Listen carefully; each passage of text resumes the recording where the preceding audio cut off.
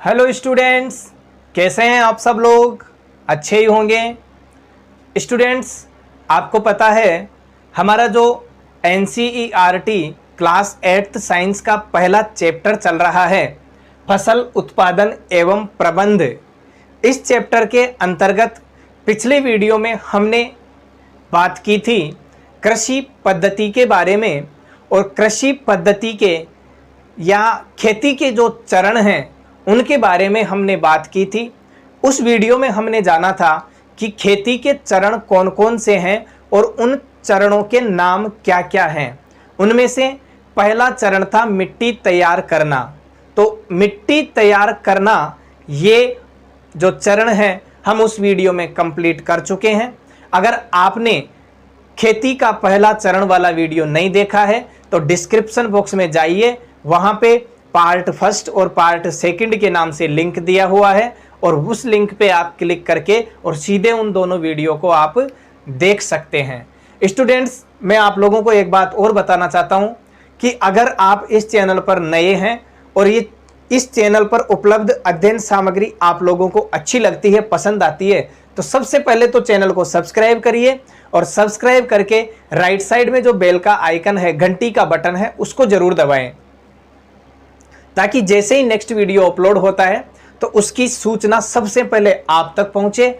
और आप चाहते हैं कि सबसे पहले अपलोड वीडियो को आप देखें, तो इसके लिए आपको चैनल को सब्सक्राइब करके और बेल का आइकन प्रेस करना ही होगा। देखो, खेती के चरणों की कड़ी में आज का हमारा जो खेती का चरण रहेगा, दूसरा चरण रहेगा, और दूसरा जो खेती का चरण है उसका नाम है बुआई।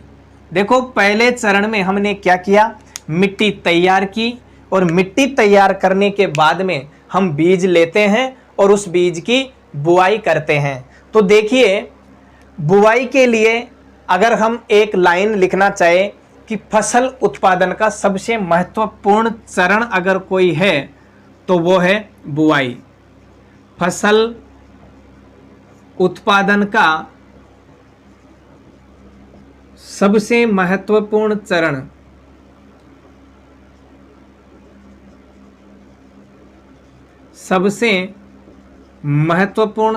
माना जाता है। फसल उत्पादन का या कृषि पद्धति के जो भी चरण हैं, उन सब चरण में से ये बुआई वाला जो चरण है वो महत्वपूर्ण माना जाता है। महत्वपूर्ण क्यों माना जाता है? क्योंकि देखिए, अगर हम मान लीजिए बीज की बुआई ही नहीं करेंगे तो हमें फसल कहाँ से प्राप्त होगी, फसल का उत्पादन हमें प्राप्त नहीं होगा। इसलिए बुआई करना बहुत जरूरी है।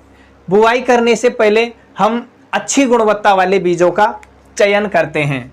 क्या करते हैं? अच्छी गुणवत्ता वाले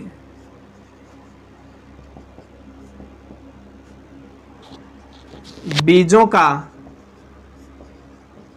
चयन करते हैं।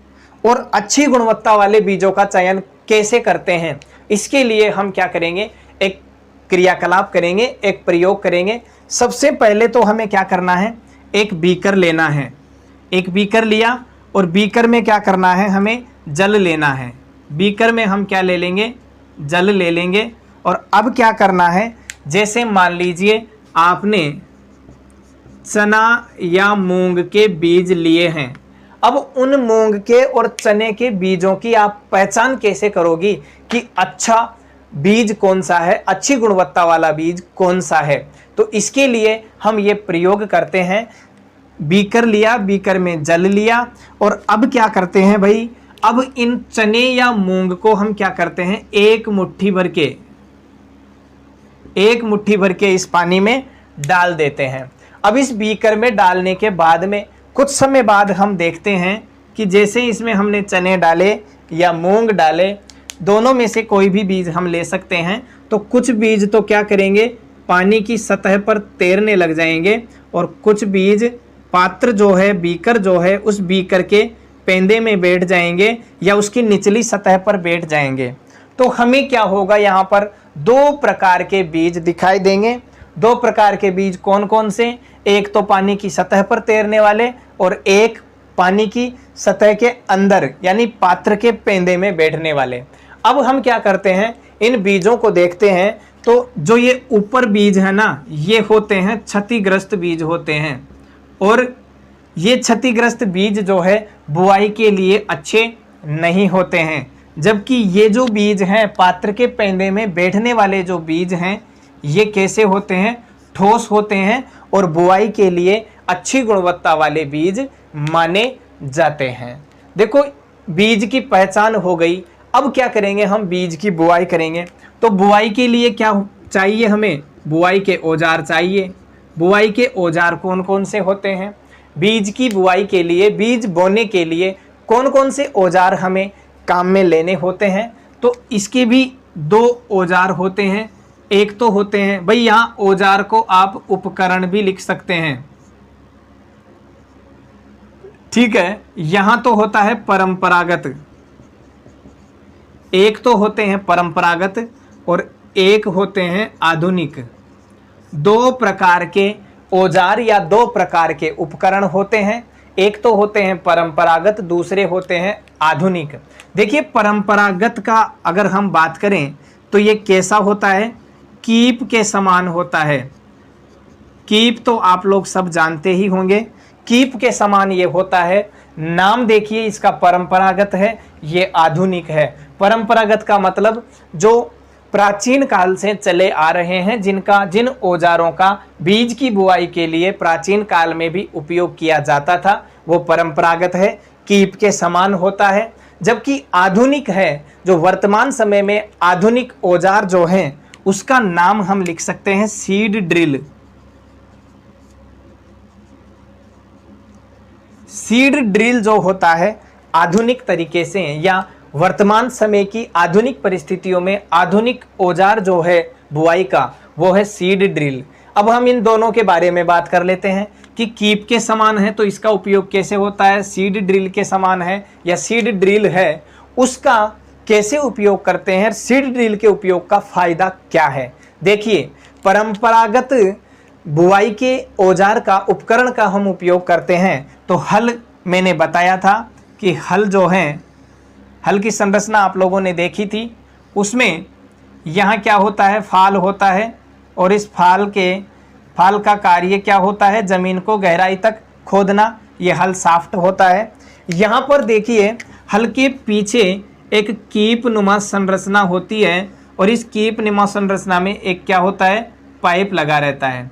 इस कीप नुमा संरचना को यहाँ बांध दिया जाता है दो जगह से हल के, और जैसे जैसे हल आगे चलता है इसमें क्या डाला जाता है बेटा? बीज डाला जाता है। इसमें बीज डालते रहते हैं और इस प्रकार बुआई होती रहती है। ये तो होता है परंपरागत तरीके से बुआई। अब आधुनिक तरीके से बुआई की अगर हम बात करें तो आधुनिक तरीके से बुआई होती है सीड ड्रिल से। सीड ड्रिल आप सब लोग जानते होंगे, एक ट्रैक्टर के पीछे जो हल होता है उस हल को कल्टीवेटर कहते हैं।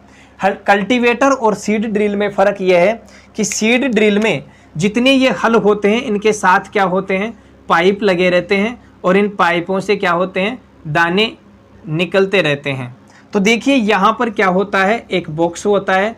इस बॉक्स में क्या डाल दिया जाता है? बीज डाल दिया जाता है।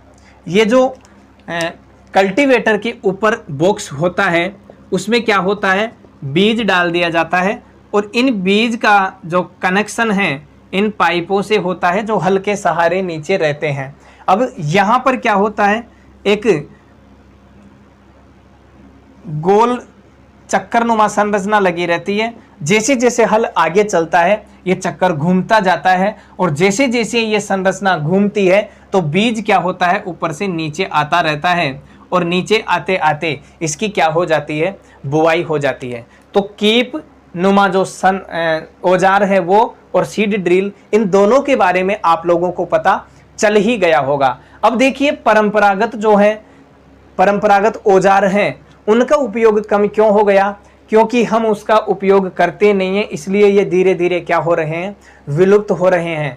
वर्तमान समय में अगर हम बात करें तो आधुनिक औजार जो हैं उनको ही उपयोग में लिया जा रहा है, जैसे सीड ड्रिल है। अब इसका उपयोग का फायदा क्या है? देखो, सबसे पहली बात तो कि सीड ड्रिल के उपयोग का फायदा क्या है उसके बारे में हम बात करें तो मैं आप लोगों को बताना चाहूँगा कि सीड ड्रिल के उपयोग से बीज जो है सीड ड्रिल के उपयोग से बीज समान दूरी पर गिरते हैं, समान दूरी पर गिरेंगे और उनमें क्या होती है, गहराई बनी रहती है। देखिए भाई, जैसे जैसे हम सीड ड्रिल का उपयोग कर रहे हैं, बुआई कर रहे हैं, तो जैसे जैसे ट्रैक्टर आगे चलता है ये चक्र घूमता है और बीज इसमें गिरता रहता है। तो फिक्स दूरी पर बीज क्या होते हैं, गिरते हैं और निश्चित गहराई पर जाके बीज गिरते हैं। अगर ऐसा होगा तो हमें और क्या फायदा होगा, बीज गहराई तक जा रहे हैं तो पक्षियों से बीजों को बचाया जा सकता है। यानी हम कह सकते हैं कि पक्षियों द्वारा खाने से बचाया जा सकता है, बीज को पक्षियों द्वारा खाने से बचाया जा सकता है। और क्या फायदा है सीड ड्रिल का, तो ध्यान दीजिए, सीड ड्रिल के उपयोग से समय व श्रम दोनों कम खर्च होते हैं। देखिए कैसे, जैसे अभी साधारण हल से हमने जुताई की, बुआई की, तो इसमें तो एक बार में एक ही हल चलेगा। लेकिन आधुनिक तरीके के जो औजार हैं, जैसे सीड ड्रिल का हम उपयोग करेंगे, तो इसमें देखिए 6 या 7 हल होते हैं। तो एक बार में एक ही हल चले, एक बार में 6-7 हल चले। तो यहाँ पर इन दोनों से क्या होगा, एक तो समय कम लगेगा भाई, इससे समय कम लगेगा, और दूसरा इसमें तो मेहनत भी ज़्यादा करनी पड़ती है, इसमें मेहनत भी नहीं करनी पड़ती। ट्रैक्टर में बैठे, स्टार्ट किया, चालू कर दिया और हो गई बुआई।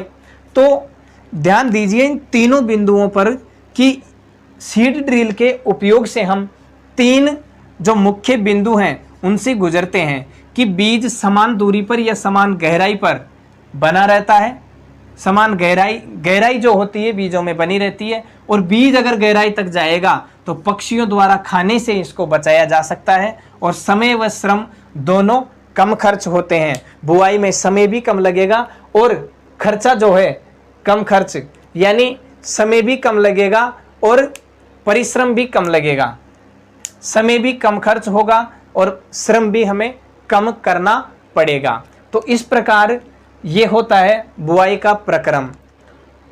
पौधों को अत्यधिक घने होने से रोकने के लिए बीजों को क्या करते हैं, उचित दूरी पर रखना बहुत ही महत्वपूर्ण होता है। जैसा कि सीड ड्रिल से आसान है, बीज उचित दूरी पर, फिक्स दूरी पर ही गिरते हैं, और इससे क्या होता है, पौधे जो होते हैं सूर्य का प्रकाश आसानी से ग्रहण कर लेते हैं। अब प्रकाश आसानी से ग्रहण करेंगे तो सीधी सी बात है, उनमें प्रकाश संश्लेषण की प्रक्रिया आसानी से हो जाएगी, उनको पोषक तत्व आसानी से मिल जाएंगे और जल भी पर्याप्त मात्रा में मिल जाएगा।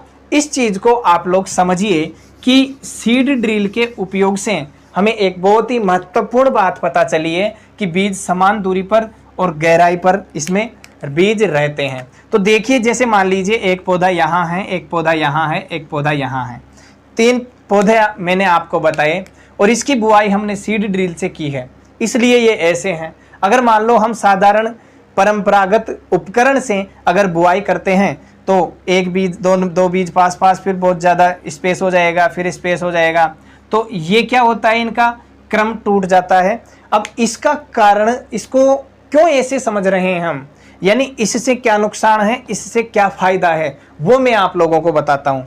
जैसे मान लीजिए ये पौधा है, ये भी कोई पौधा है और ये भी कोई पौधा है, ये निश्चित दूरी पर हैं, बीच में स्पेस है। अब मान लीजिए, अब देखिए भूमि में क्या होता है, भूमि में खनिज पदार्थ होते हैं, लवण होते हैं और जल होता है। तो जैसे इस पौधे का एरिया यहाँ तक कवर करता है, ये पौधा यहाँ तक कवर करता है, ये पौधा यहाँ कवर करता है।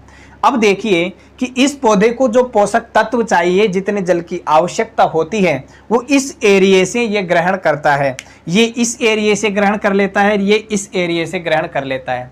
अब अगर मैं यहाँ पर किसी पौधे को उगा दूँ मान लो, तो ये पौधा क्या करता है भाई, कुछ पोषक तत्व तो इस पौधे से ग्रहण करेगा, कुछ पोषक तत्व इस पौधे से ग्रहण करेगा, कुछ जल इस पौधे से ग्रहण करेगा और कुछ जल इस पौधे से ग्रहण करेगा। तो बताओ इन दोनों के पोषक में और जल की जो मात्रा है उसमें कमी आएगी या नहीं आएगी?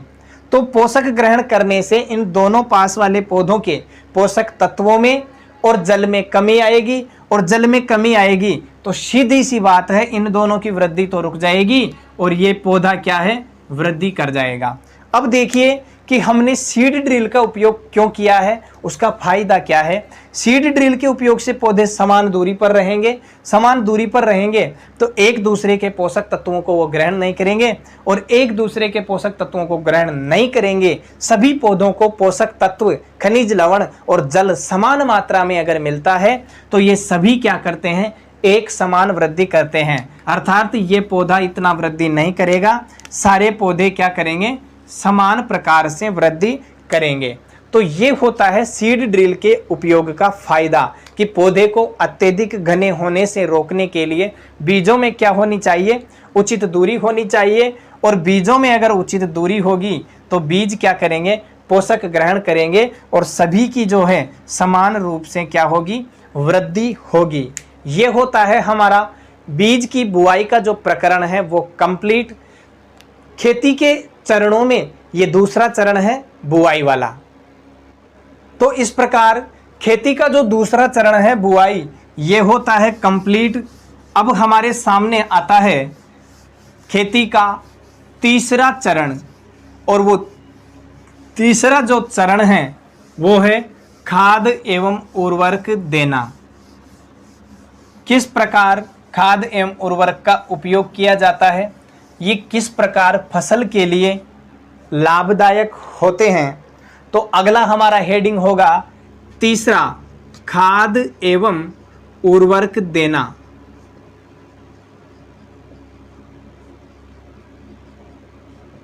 खाद एवं उर्वरक देना। तो सबसे पहले तो हमें यह पता हो कि खाद और उर्वरक का उपयोग फसल के लिए क्यों किया जाता है। देखिए ये जो दोनों हैं खाद और उर्वरक, मिट्टी में क्या करते हैं, पोषकों का स्तर बनाए रखते हैं।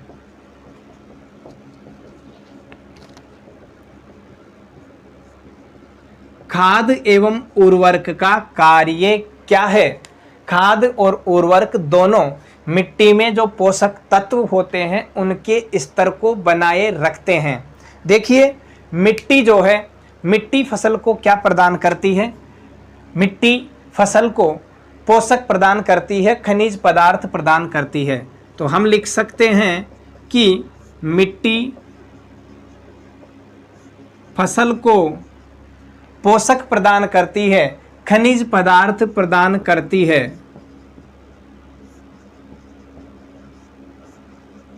मिट्टी क्या करती है, फसल को खनिज पदार्थ प्रदान करती है, और ये खनिज पदार्थ जो होते हैं ना, ये खनिज पदार्थ प्लांट्स यानी पादपों की वृद्धि के लिए आवश्यक होते हैं। यानी पादपों की वृद्धि के लिए क्या आवश्यक होते हैं, खनिज पदार्थ आवश्यक होते हैं। और ये खनिज पदार्थ हमें फसल को कहाँ से मिलते हैं, मिट्टी से मिलते हैं। फसलों के लगातार अगर हम उगाते रहें, फसलों को एक के बाद एक फसल लगातार फसलें उगाते रहें तो मिट्टी में क्या आ जाती है, पोषकों की कमी आ जाती है। तो हम लिख सकते हैं कि लगातार फसल उगाने से क्या होगा, मिट्टी में पोषकों की कमी, या हम लिख सकते हैं कि मिट्टी में पोषकों की मात्रा क्या हो जाएगी, कम हो जाएगी। जब हम लगातार फसल उगाते रहेंगे तो मिट्टी में जो पोषक हैं उनकी मात्रा में कमी आ जाएगी, और इस कमी को पूरा करने के लिए मात्रा में कमी, और इस कमी को पूरा करने के लिए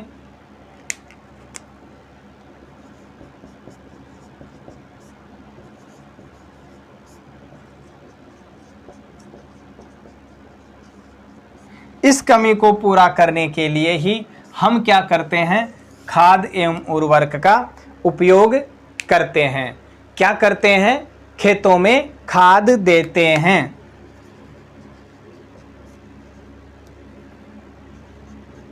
देखिए जो खाद एवं उर्वरक वाला बिंदु है इसको एक बार और समझिए, बहुत ही महत्वपूर्ण बिंदु है कि मिट्टी जो है उस मिट्टी में पोषकों का स्तर बनाए रखने का कार्य किसका होता है? खाद और उर्वरक का होता है। यानी मिट्टी में पोषकों का स्तर बनाए रखते कौन है? खाद और उर्वरक बनाए रखते हैं। मिट्टी फसल को खनिज पदार्थ प्रदान करती है और ये खनिज पदार्थ जो होते हैं प्लांट्स की पादपों की वृद्धि के लिए आवश्यक होते हैं। अगर मान लो हम किसी खेत में लगातार फसल उगाते हैं तो लगातार फसल उगाने से मिट्टी में क्या होगा? पोषकों की मात्रा में कमी आ जाएगी। पोषकों की मात्रा में क्या होगी? कमी आ जाएगी। और इस कमी को पूरा करने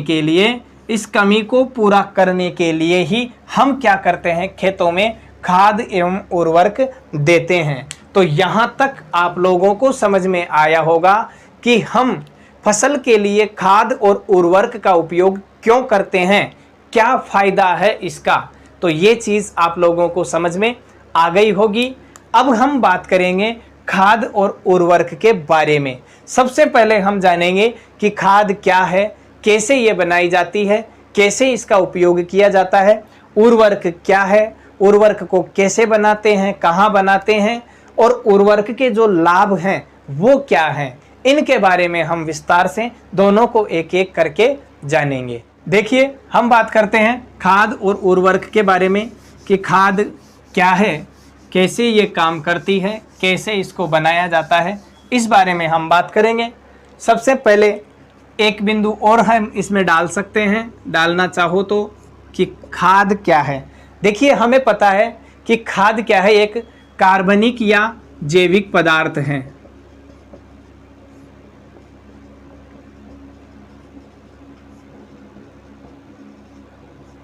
खाद क्या है? एक कार्बनिक या जैविक पदार्थ है।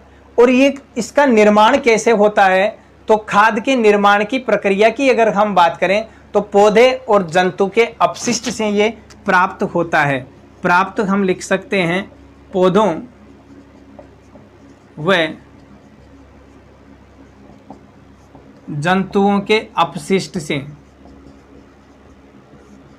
किससे प्राप्त होता है? ये पौधों और जंतुओं के अपशिष्ट से प्राप्त होता है। इसके निर्माण की अगर हम बात करें तो निर्माण कैसे किया जाता है, कैसे इसको बनाया जाता है, उस बारे में हम बात करें तो सबसे पहले देखिए, जो पादप और जंतु उत्पाद होते हैं, पादप और जंतु अपशिष्ट जो होते हैं उनको क्या करते हैं? एक गड्ढे में डाल दिया जाता है। गड्ढे में डालने के बाद में इनका क्या होता है भाई? अपघटन होता है। अपघटन होता है। अपघटन का मतलब होता है टूटना, टुकड़ों में टूटना, उसका बिखरना। तो धीरे धीरे गड्ढे में क्या करते हैं? गड्ढे में बैक्टीरिया पनप जाते हैं। बैक्टीरिया मतलब जीवाणु इसमें पनप जाते हैं और वो क्या करते हैं? अपघटन करते हैं। ध्यान दीजिए, अपघटन किसके द्वारा होता है? सूक्ष्म जीवों के द्वारा होता है। और अभी मैंने ऊपर जो बैक्टीरिया लिखा है ये भी क्या है? सूक्ष्म जीवों के अंतर्गत आता है। सूक्ष्म जीव इनका अपघटन करते हैं और अपघटन के बाद में सूक्ष्म जीव जो अपघटित पदार्थ बनाते हैं, उस अपघटित पदार्थ को हम क्या करते हैं? खाद के रूप में काम में लेते हैं। और इस अपघटित पदार्थ को हम क्या करते हैं? खेत में डाल देते हैं। खेत में डालते हैं किसके रूप में? खाद के रूप में। तो देखिए, पहला जो खाद है उसका निर्माण कैसे हुआ, कैसे उसको हमने बनाया। तो खाद क्या है? एक कार्बनिक या जैविक पदार्थ है। इसको प्राप्त कैसे करते हैं? पौधे और जंतुओं के अपशिष्ट से ये प्राप्त होता है। निर्माण की अगर बात करें तो पादप और जंतु अपशिष्ट जो होते हैं उनको गड्ढे में डाल देते हैं और गड्ढे में डालने के बाद में वहाँ पर उसका अपघटन होता है। अपघटन का कार्य कौन करते हैं? सूक्ष्म जीव करते हैं। इन सूक्ष्म जीवों में मुख्यतः क्या होते हैं? बैक्टीरिया होते हैं। ये इसका अपघटन करते हैं। अपघटन के बाद में जो अपघटित पदार्थ बनता है, उस अपघटित पदार्थ को खेत में खाद के रूप में डाल दिया जाता है। इस प्रकार क्या है? हमें खाद का निर्माण प्राप्त होता है, हमें खाद प्राप्त होता है। अब हम बात करेंगे उर्वरक के बारे में कि उर्वरक क्या है, कैसे उसका उपयोग किया जाता है, कैसे उनको बनाया जाता है। बात करते हैं उर्वरक के बारे में। खाद होता है कंप्लीट, उर्वरक के बारे में बात करेंगे। देखिए उर्वरक क्या है तो उसके बारे में हम जानेंगे। दूसरी हमारी सब हेडिंग अगर होगी तो वो होगी उर्वरक। देखो खाद जो थी वो कैसा पदार्थ थी, कार्बनिक और जैविक, जबकि उर्वरक क्या होते हैं, रासायनिक पदार्थ होते हैं। उर्वरक क्या है, रासायनिक पदार्थ होते हैं और इनमें क्या होते हैं, विशेष पोषक पाए जाते हैं। उर्वरक में क्या होता है, विशेष पोषक पाए जाते हैं। ये विशेष पोषक उपस्थित होते हैं। विशेष पोषकों का मतलब है कि ये विशेष प्रकार से इसमें वृद्धि करेंगे, किसमें, फसल में। तो इसमें विशेष पोषक होते हैं। और उर्वरक के उत्पादन की अगर हम बात करें तो उर्वरक का उत्पादन कहाँ किया जाता है, फैक्ट्रियों में किया जाता है। कहाँ किया जाता है भाई, फैक्ट्रियों में किया जाता है। और रासायनिक पदार्थों का उपयोग करके ही उर्वरक का निर्माण किया जाता है। इसीलिए हम कहते हैं कि उर्वरक कैसे पदार्थ हैं, रासायनिक पदार्थ हैं। उर्वरकों के कुछ उदाहरणों की अगर हम बात करें तो उदाहरणों में आता है यूरिया, अमोनियम सल्फेट,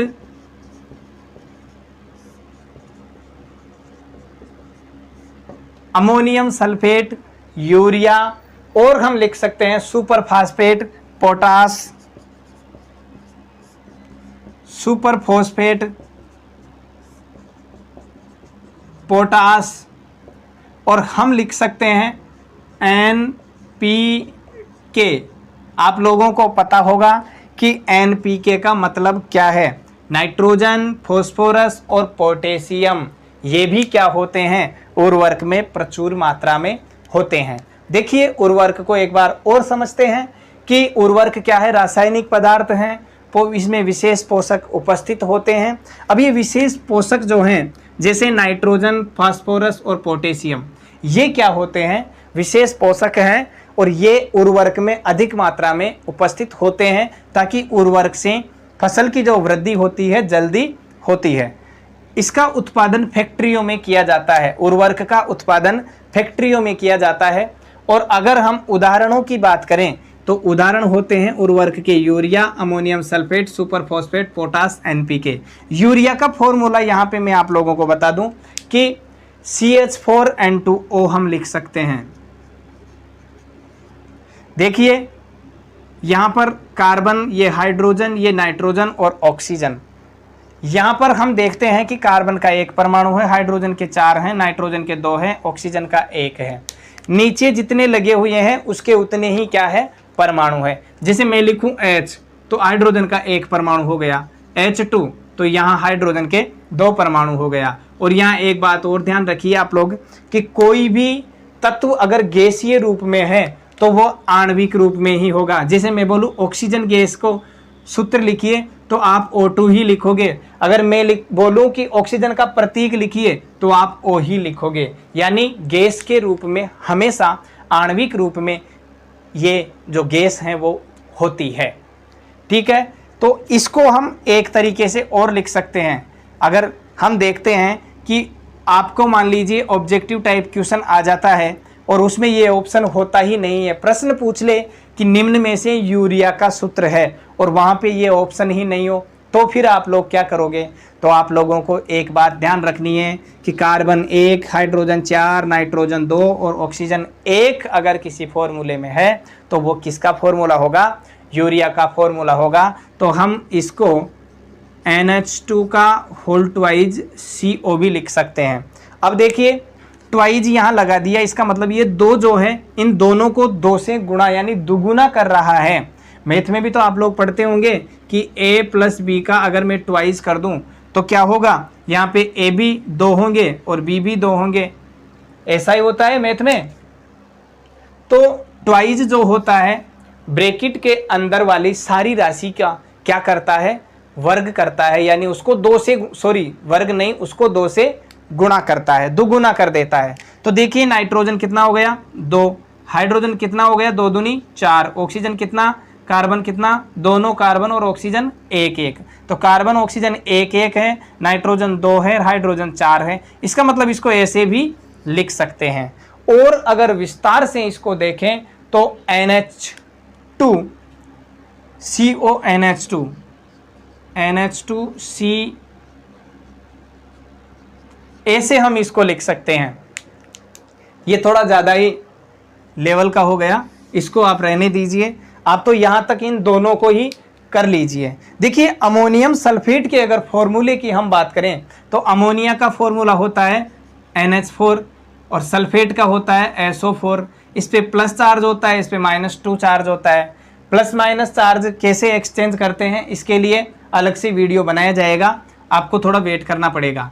तो यहाँ से इनको एक्सचेंज करेंगे तो NH4 का होल ट्वाइस SO4, ये इसका फॉर्मूला हो जाता है किसका, अमोनियम सल्फेट का। और NPK आप लोगों को ऐसे शॉर्ट में ही याद रखना है। नाइट्रोजन, फॉस्फोरस और पोटेशियम जो है ये क्या है, उर्वरक में विशेष रूप से विशेष मात्रा में पाए जाते हैं।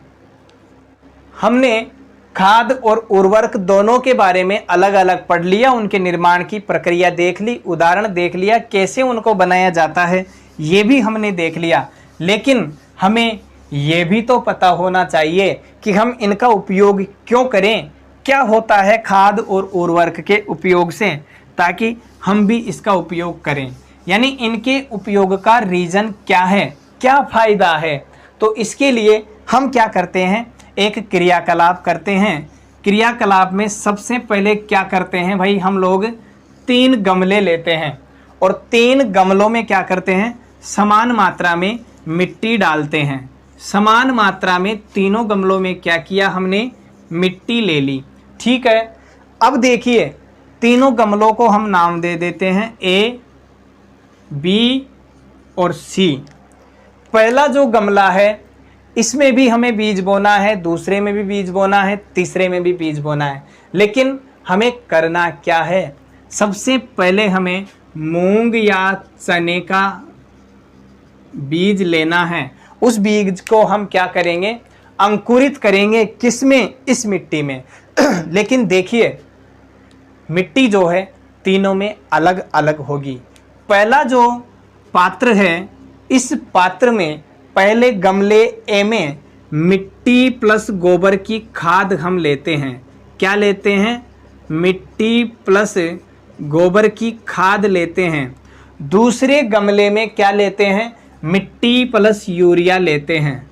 क्या लेते हैं भाई, मिट्टी प्लस यूरिया लेते हैं। अब आप लोगों को पता चल ही गया होगा कि यूरिया क्या है, यूरिया एक रासायनिक खाद है। और तीसरे गमले में क्या होता है, सिर्फ मिट्टी होती है। क्या होती है, सिर्फ मिट्टी होती है।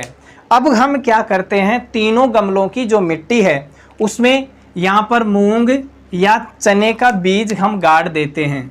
मूंग या चने का बीज हम गाड़ देते हैं और कुछ दिनों बाद हम देखते हैं कि इसमें क्या होता है, एक तो प्रांकुर बनता है और एक मूलांकुर बनता है। प्रांकुर और मूलांकुर तो आप लोग जानते ही होंगे कि जैसे मान लीजिए ये कोई चने का ही बीज है तो इसमें एक तो निकलेगा प्रांकुर, एक निकलेगा मूलांकुर।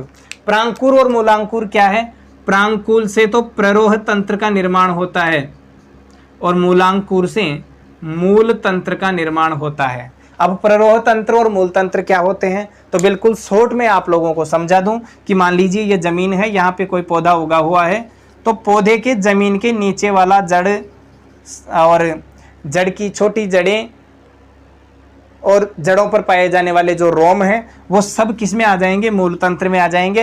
लेकिन ज़मीन के ऊपर वाला पौधे का जो भी हिस्सा है, तना, शाखाएं, फूल, फल, पत्तियां, सब वो सब किसके अंतर्गत आती है, प्ररोह तंत्र के अंतर्गत आती है। तो देखिए कि जैसे ही हम बीज की बुआई करते हैं, उसकी सिंचाई करते हैं, तो क्या करता है, इसमें मूलांकुर प्रांकुर बनते हैं और इसमें क्या बन जाती है बेटा, पत्तियां बन जाती है। भाई इन गमलों में क्या क्या विकसित हो जाती है, पत्तियां विकसित हो जाती है।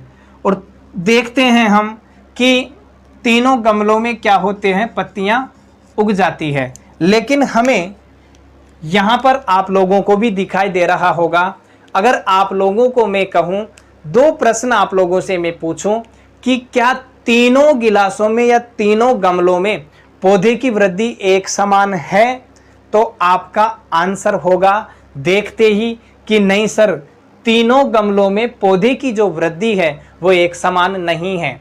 तो कैसी है? अगला प्रश्न अगर आप लोगों से मैं पूछूं कि किस गिलास के पौधे में वृद्धि सबसे अधिक होगी, तो आप लोगों का आंसर होगा कि मिट्टी और यूरिया वाला जो पौधा है उसमें वृद्धि सर्वाधिक होगी। यहाँ पे भी हम इनको थोड़ा छोटा कर सकते हैं ताकि हमें दिखे। वैसे लगभग हम बात करें तो जैविक खाद यानी गोबर की खाद वाला गमला और यूरिया जो रासायनिक खाद है उस वाला दोनों जो गमले हैं, दोनों गमलों में क्या होगा, पौधे की वृद्धि लगभग समान होगी। लेकिन सिर्फ मिट्टी वाला जो गमला है उसमें पौधे की वृद्धि कम होगी। इससे क्या स्पष्ट होता है? इस प्रयोग से हमें स्पष्ट होता है कि खाद और उर्वरक देने से फसल की जो वृद्धि होती है जल्दी होती है, फसल को पोषक तत्व आसानी से मिल जाते हैं और फसल का जो उत्पादन है वो भी क्या होगा, आसानी से अधिक हमें प्राप्त होगा। तो ये प्रयोग जो हमने किया है, इस प्रयोग से हमने निष्कर्ष निकाला है। क्या निष्कर्ष निकाला है? कि पौधे की वृद्धि के लिए खाद एवं उर्वरक देना आवश्यक है। फसल की वृद्धि के लिए खाद एवं उर्वरक देना आवश्यक है। इस प्रकार आज की क्लास में हमने देखा खाद और उर्वरक के बारे में, जो महत्वपूर्ण तथ्य हैं उनके बारे में। खाद और उर्वरक वाला जो बिंदु है ये अभी कंप्लीट नहीं हुआ है, इसके और तथ्य अभी बचे हुए हैं और अंत में हम खाद और उर्वरक के बारे में अंतर देखेंगे। तब जाके खाद और उर्वरक वाला जो बिंदु है हमारा, जो खेती का चरण है, वो कंप्लीट होगा। आज की क्लास आप लोगों को कैसी लगी? अगर आपको क्लास पसंद आती है तो क्लास को पसंद आए तो लाइक ज़रूर करें वीडियो को और अपने दोस्तों को बताएं। और क्लास आपको अगर अच्छी लगी है तो आप लोग कमेंट बॉक्स में यस ज़रूर लिखें, ताकि मुझे लगे कि हाँ, मैं आप लोगों के लिए जो मेहनत कर रहा हूँ वो सार्थक है, अच्छा प्रयास है, आप लोगों के हित में है। तो इसी के साथ आज की क्लास को हम यहीं विराम देते हैं। नेक्स्ट क्लास में खाद और उर्वरक से संबंधित और तथ्यों के बारे में बात करेंगे। तब तक के लिए आप सभी को नमस्कार, सभी का बहुत बहुत धन्यवाद। For more updates, subscribe to our channel, click the show links and enjoy watching the videos.